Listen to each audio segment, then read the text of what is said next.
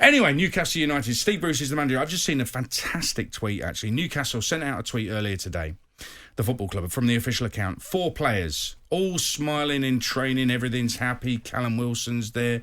Jamal Lascelles are all laughing and joking. Well, they won't be when they get different players in instead of them. Well, somebody tweeted, they're all smiling. Have they been told Bruce has been sacked? How harsh is that? It is harsh. But we've had it for a while here on talkSPORT, haven't we? And I think, I've backed him plenty of times, but I think the fans, they just see him as part of what's been going on, haven't they, over the past couple of years and before that, and they just want a clean start with it all.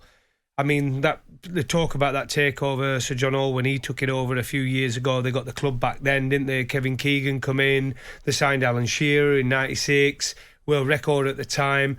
But under Ashley, has it been 14 years, that we know to the state it's got to, where it's been non-stop moaning from Newcastle fans. And listen, they've got a right to do that from some of what they've seen. Disappointing at times, some of the moaning, where they expect to finish, but they want to see a brand of football purely because of that Kevin Keegan era. Can they get it back now? Because they're suddenly going to have loads of money, can sign anyone. They've still got to attract the players, but they're going to attract the players through money. So it'll be interesting to see who they can get in, because it took Manchester City a while. They went for experienced kind of pros to start with, good seasoned professionals. It took them a while before they got the real elite.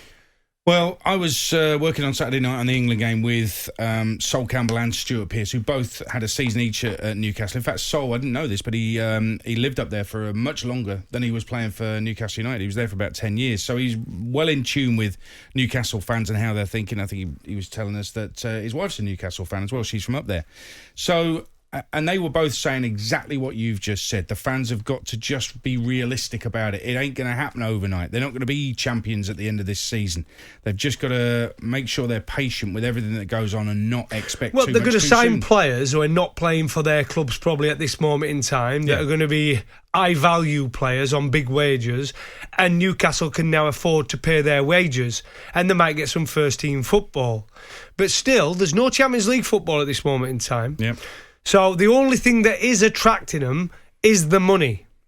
So it might take them time to get the real talent that they want, but they will still get some big signings, I would say, in January.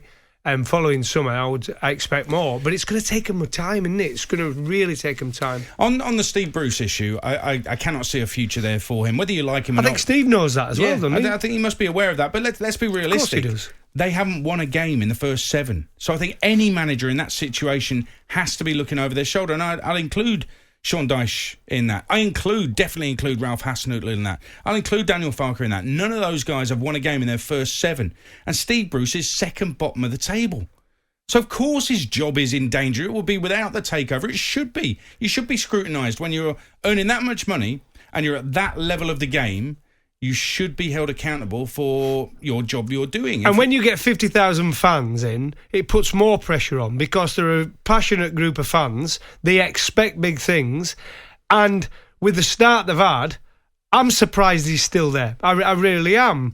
But when he's look at where he's finished the last 2 seasons, I think it's about right. It's about right. Danny Murphy was saying this morning that he couldn't see anybody, given the position they're in, no wins in the first 7, second bottom in the table. Okay, they've conceded twice as many goals as they've scored. He couldn't think of anybody better equipped than Steve Bruce, because they were in this position or similar position last season, and he got them out of it. I don't quite subscribe to that. There has to be a better manager out there for Newcastle United right now, surely. Well, it's going to happen, isn't it? I mean, it just happens. Whether you think there's a better manager or not, you never know till someone goes there. Someone could come in and have an absolute howler.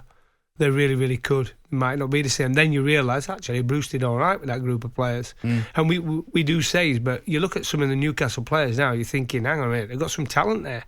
I think defensively, that's where they've struggled. And that'd be the first place I'd go in the market. They need an old back. Well, a new back 5. Let's be honest. I'm surprised. They haven't made a change already. I think it's inevitable, but you need to start winning games as soon as possible.